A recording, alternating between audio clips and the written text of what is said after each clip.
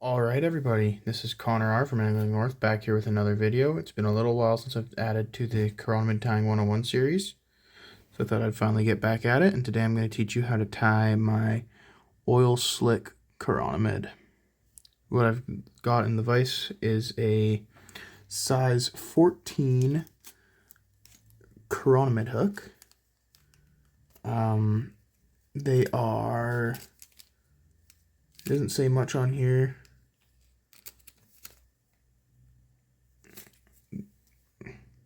They're just some standard hooks. They are from Casting Loops Flying Tackle and Kamloops. They're the store brand hooks. They're really nice hooks. And then what I've got for a bead is just a black nickel 3/32 bead. And then for thread, I'm going to use some black UTC Ultra Thread 70. I'm just going to tie that in right behind the hook eye. These hooks are really nice. They're almost identical to Daiichi 1760s with a wider gap, straight eye, and what do you call it? They are black nickel and barbless. What I'm tying in right now is some uni stretch for the gills. Just gotta make sure that they're tied in. They can be a bit longer than that to start. I'm gonna cut off the excess. It's a little bit awkward. It's been a long time since I've done this behind a camera.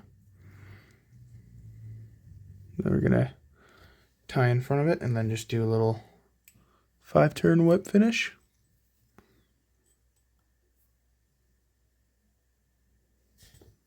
Oh, I knocked you guys. Wasn't my best whip finish ever, but it works. What you're gonna do next is obviously push the bead up and then tie your thread back in from behind the bead now. And then you're gonna grab probably what is currently my favorite color wire, which is some Line UTC Ultra wire, and this is in a size small. If it'll load into focus right there. Pretty much just a really dark red. I like the way that this looks. If you don't have black wire, I find it as a fairly good substitute, as it is pretty dark, especially when on something light. And you're just going to tie a little bit into the bend there before you... I was going to work it back up, but you're not at that point yet. I'm going to grab some Uni Mylar in pearl. This is what gives it that oil slick effect. And you just want to tie it in at the back there. And then now you tie your way back up the shank.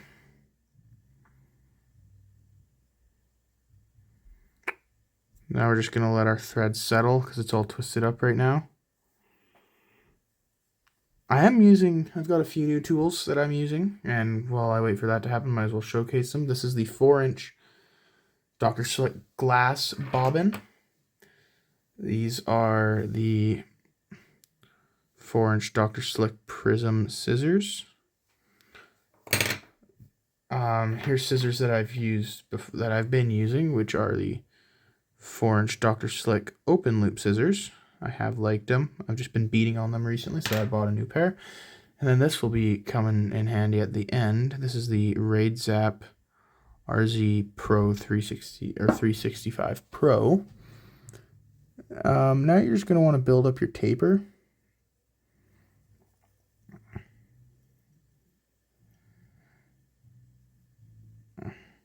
tie back, tie your way up.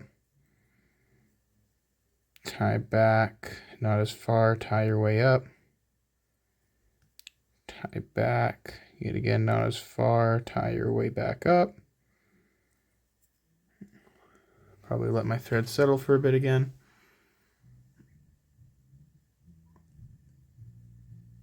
We're getting pretty close to open water here, so just pretty much tying to be ready for it when it comes. Pretty exciting.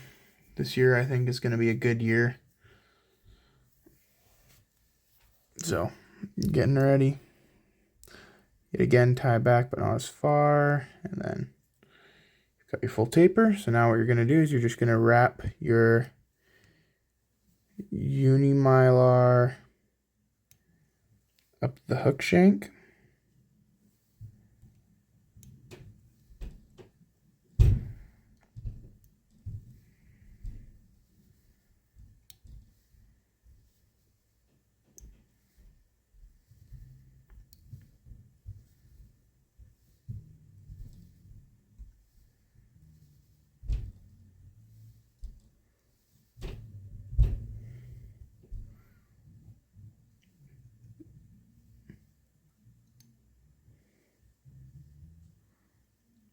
Oh, is that a gap? No, it isn't. It's just the Mylar being Mylar.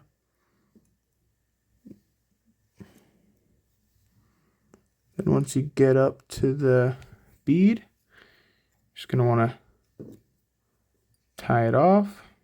A few wraps behind, a few wraps in front before you get in there with your scissors.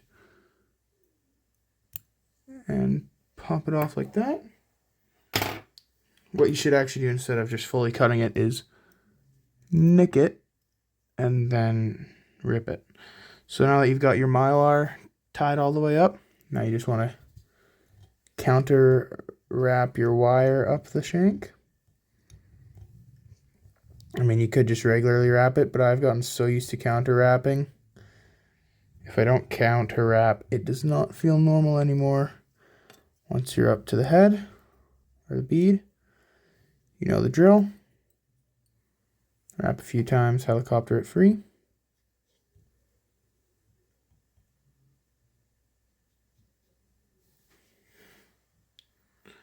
And now you're going to, you don't have to do this right now, but I'm going to do it at this second.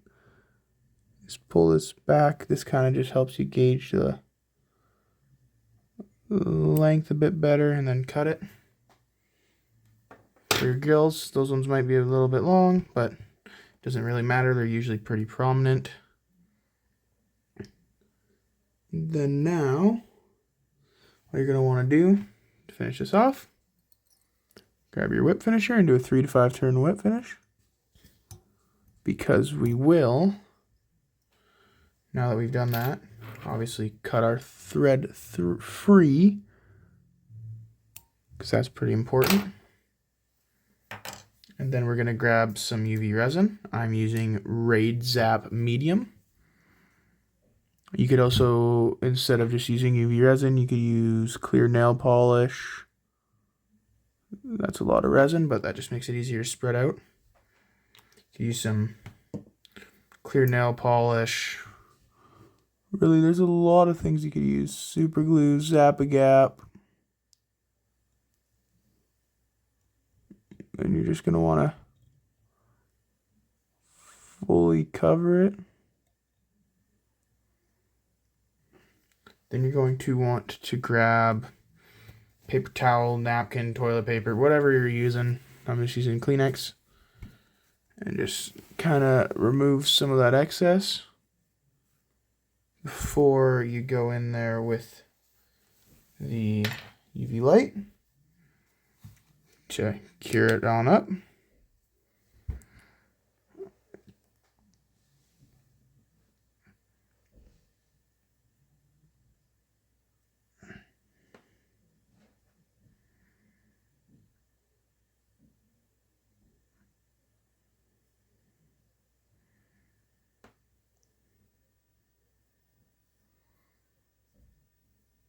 Then once that's cured,